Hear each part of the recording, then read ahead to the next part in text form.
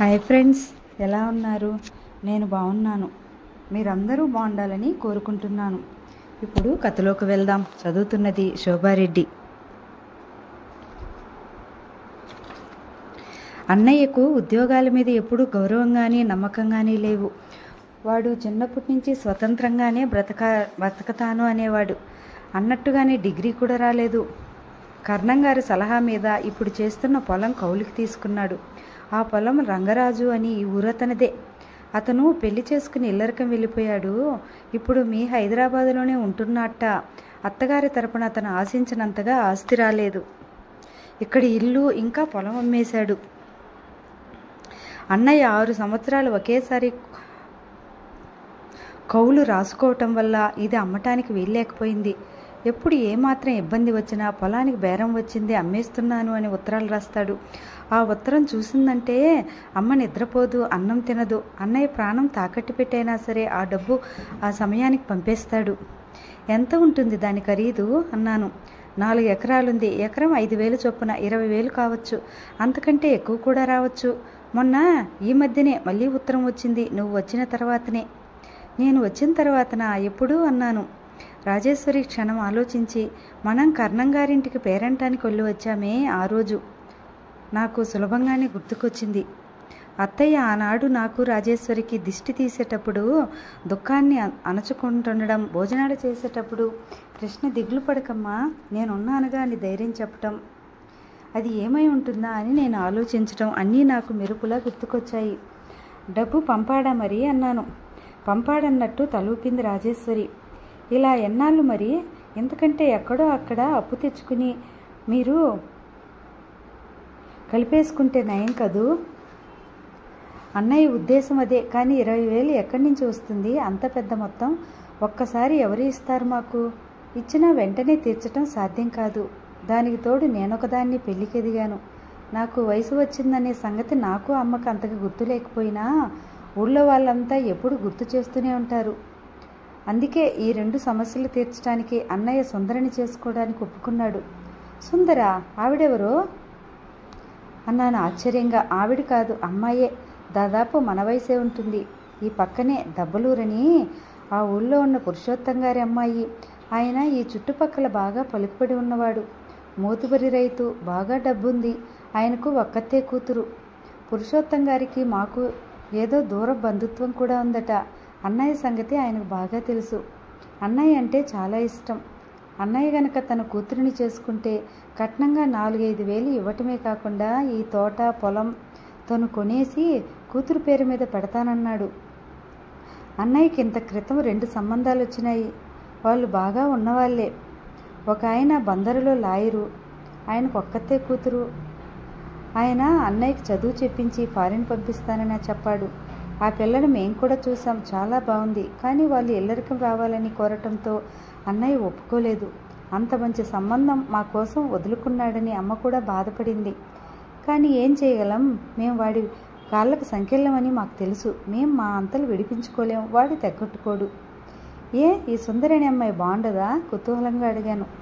బాగంటే చూడటానికి ఎరగానే ఉంటుంది, కానీ ఆ ఎరుపులో అందం లేదు. పిండి బొమ్మల పాలిపోయినట్టుగా ఉంటుంది. అన్నయ్య పొడుగు, ఆ అమ్మాయి వాడి భుజాల దగ్గర కూడా రాదు. పక్కపక్కన చూస్తే ఈడు జోడు కాదని స్పష్టంగా తెలుస్తుంది. అందులో ఒక్కతే పిల్లేమో. మహా మొండి, ఎవరు ఏది చెప్పినా వినదు. ఆ అమ్మాయి స్వభావం తెలిసిన అమ్మ సందేహిస్తుంటే అన్నయ్య, పర్వాలేదమ్మా, ఎవరో ఒకరు సర్దుకుపోతే సరి, నేను సర్దుకుంటాలే అంటూ మాట ఇచ్చేశాడు. అన్నయ్య వాళ్లకు మాట ఇచ్చి చాలా రోజులైంది. నాకు సంబంధం కోసం ఆగారు ఎన్నాళ్ళు. ఇంచుమించు 2 పెళ్ళిళ్ళు ఒకేసారి చేసేయాలని అనుకుంటున్నారు. నాకెలాగో ఉంది. కృష్ణ ఎవరికో వాగ్దానం అయిపోయాడని, అతను సమర్థుడని తెలిసి నాకు మనసంతా విచిత్రమైన భావంతో నిండిపోయింది. సుందరిని నువ్వు చూస్తే అన్నయ్య చేసే త్యాగం ముందు నాదెంత అల్పమైనదో నీకే తెలుస్తుంది. ఆ తోట కోసం కాకపోతే వాడు ఒప్పుకునేవాడు కాదు. చూసే దిక్కులేక పైరు వేయకుండా బంజరు భూమిలా పడి ఉండేది ఆ పొలం.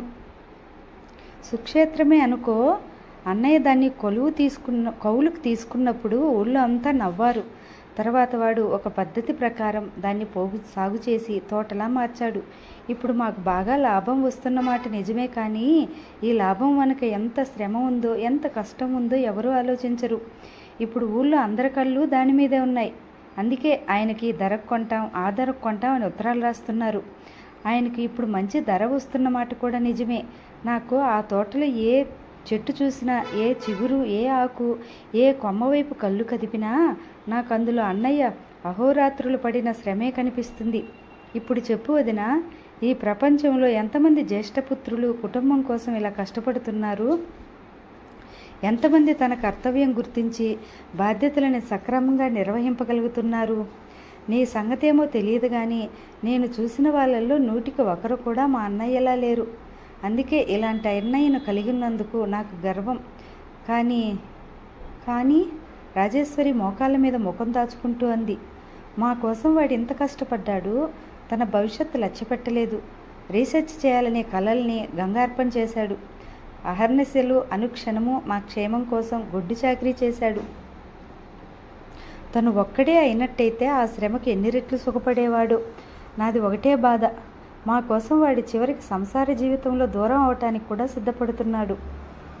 అది నేను భరించలేకుండా ఉన్నాను. సుందరి స్వభావం మేము ఆ నోట ఈ నోట బాగానే తెలుసుకున్నాం.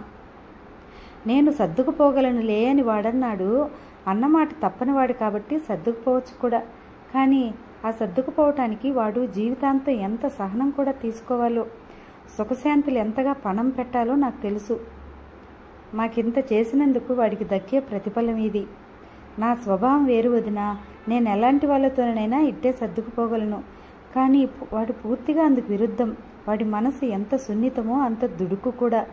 నేను కోరుకునేది, దేవుణ్ణి ప్రార్థించేది ఒకటే, అన్నయ్యకి సుందరి కాకుండా ఇంకెవరైనా అమ్మాయి కాస్త వాడి కంటికి నచ్చిన పిల్ల, వాడిని వాడుగా అర్థం చేసుకుని గుర్తించగలిగిన మనిషి తోడుగా దొరకాలి. మా కోసం వాడి జీవితం 100కి 100 పాళ్ళు బలి కాకూడదు. మేం పెద్దవాళ్ళమైన తర్వాతైనా వాడి ఈ బాధ్యతల బరువు వదిలించుకుని తన భార్యతో పిల్లలతో సుఖంగా ఆనందంగా ఉండాలి. ఇప్పుడు చెప్పు వదినా, మా అన్నయ్య మూర్ఖుడినే అంటావా, అసమర్థుడినేనంటావా? నేను జవాబు చెప్పలేని దానిలా చూడసాగాను. రాజేశ్వరి తలెత్తకుండానే దిగులు గూడు కట్టుకున్న స్వరంతో అంది. అన్నయ్య కోసం, అన్నయ్య భవిష్యత్తు బలిదానం కోరే ఆ పొలం కొనటానికి కావలసిన 20,000 కోసం ఏం చేయటానికైనా సిద్ధంగా ఉన్నాను. చివరికి కుంటి గుడ్డి అయినా లక్ష్య పెట్టకుండా డబ్బు గలవాడైతే కాటికి కాలు చాచుకున్న ముసలివాడినైనా సరే చేసుకోవడానికి సిద్ధంగా ఉన్నాను. అసలు భగవంతుడు నన్ను ఎందుకు ఆడపిల్లగా పుట్టించాలి? మగపిల్లవాడినైతే వాడితో సమంగా ఆ బాధలు బాధ్యతలు పంచుకోగలిగేదాన్ని. ఇద్దరం కలిసి కష్టపడేవాళ్ళం. ఏం చేయలేను, నేనేం చేయలేను. చివరి మాటలు నిస్సహాయంగా గుండెను చీర్చుకుంటూ వస్తున్నట్టుగా నాకు చెప్తున్నాననే మాట మర్చిపోయిన దానిలా తనకి తాను చెప్పుకున్నట్టుగా అంది రాజేశ్వరి. నేను ఎలాగో అయిపోయాను. ఆ క్షణంలో రాజేశ్వరితో పాటు కృష్ణ మీద కూడా జాలితో సానుభూతితో నా హృదయం ద్రవించిపోయింది. ఇద్దరం చాలాసేపు మౌనంగా బొమ్మల్లా ఎవరి ఆలోచనలో వాళ్ళు మునిగిపోయినట్టుగా స్తబ్దుగా అలాగే కూర్చుండిపోయాం. చాలాసేపు అయిన తర్వాత నేను రాజేశ్వరి తల మీద చేయి వేస్తూ అన్నాను. నా గొంతులో ఏదో అడ్డుపట్టట్టుగా వచ్చాయి ఆ మాటలు. ఏమిటో రాజు, ఈ ప్రపంచంలో డబ్బుకి ఇంత విలువ ఉందని కానీ, ఆర్థిక సమస్యలు ఇంత ఘోరంగా ఉంటాయని కానీ, ఆ సమస్యలకు ఇంత దారుణంగా బలి అయిపోతారని నాకు తెలియదు. నాకు ఇప్పుడు బాగా అర్థమవుతుంది. మా అమ్మ అందుకే కాబోలు డబ్బు విషయంలో అంత అతి జాగ్రత్త తీసుకుంటుంది. ఎంత పొరపడ్డా నేను. రాజేశ్వరి కళ్ళు తుడుచుకొని లేచి సరిగ్గా కూర్చునింది. నువ్వేమనుకోకొదునా, ఏమిటో నా మనసులో ఉన్న బాధ అంతా ఒక్కసారి పొంగులా వచ్చేసింది. ఆపుకోలేకపోయాను. అనవసరమైన విషయాలతో నీకు విసుగు తెప్పించానేమో. అదిగో అదే వద్దన్నాను. ఇందులో అనవసర విషయాలు ఏమున్నాయి? ఈరోజు నేను చాలా సంగతులు తెలుసుకోగలిగాను. నేనే నీ కృతజ్ఞతలు చెప్పుకోవాలి. రాజేశ్వరి చుట్టూ చూస్తూ ఉలిక్కపడిన దానిలా అంది. చాలా పొద్దుపోయినట్టుంది. అమ్మ కంగారు పడుతుందేమో. ఇక వెళ్దాం పదా. దేవాలయం సింహద్వారం దాటి వస్తుండగా నేను ఒక్కసారి వెనక్కి తిరిగి మేం కూర్చున్న మండపం వైపు చూశాను. తెల్లటి వెన్నెల్లో ఓ పక్క పడటానికి సిద్ధమైనట్టు కొద్దిగా ఒరిగి నల్లరాతితో ఉన్న ఆ మండపం రాజేశ్వరి నేను కలిసి కూర్చున్న ఆ పై మెట్టు అక్కడ నేను నిన్న విషయాలు నా జన్మలో విన్న విషయాలు జన్మలో మర్చిపోలేనేమో అనిపించింది. ఇద్దరం మౌనంగా మాటలు లేకుండా ఇంటివైపు నడిచి రాసాగాం. దోవలోనే నేను రాజేశ్వరి చేతి వేళ్ళని నా వేళ్లతో బంధిస్తూ, రాజు, నాకు చాలా బాధగా ఉంది. నేను నీకు ఏ విధంగా సాయం చేయలేని నా ఆసక్తితకు నాకే సిగ్గేస్తుంది అన్నాను. రాజేశ్వరి నా దగ్గరగా జరిగి నన్ను ఆనుకునేలా నడుస్తూ, చాచా, అదేమిటొదినా, నువ్వలా ఎందుకు అనుకోవాలి? నువ్వు ఇచ్చే అభిమానం నాకెంత విలువైందో నీకు తెలియదు. అది చాలు. ఇంతవరకు నా జన్మలో ఎప్పుడు ఎవరితోనూ ఇలా మనసు విప్పి మాట్లాడలేదంటే నమ్ముతావో నువ్వు అంది. నమ్ముతాను అన్నాను. ఇద్దరం చేయి పట్టుకుని నడవసాగాం. నాకెందుకో చాలా బాధగా ఉంది. నేను రాజేశ్వరి లాంటి ఆడపిల్లని అయినా దానిలో నిస్సహాయరాలని మాత్రం కాదు. కానీ నేను వాళ్ళకి ఏం సాయపడగలను? ఒక విధంగా ఆలోచిస్తే నా నోరు చేతులన్నీ కట్టేసి ఉన్నాయి. వాటిని బంధవిముక్తయ్యే క్షణం నేను తలకిందులుగా తపస్సు చేసినా రాదని నాకు తెలుసు.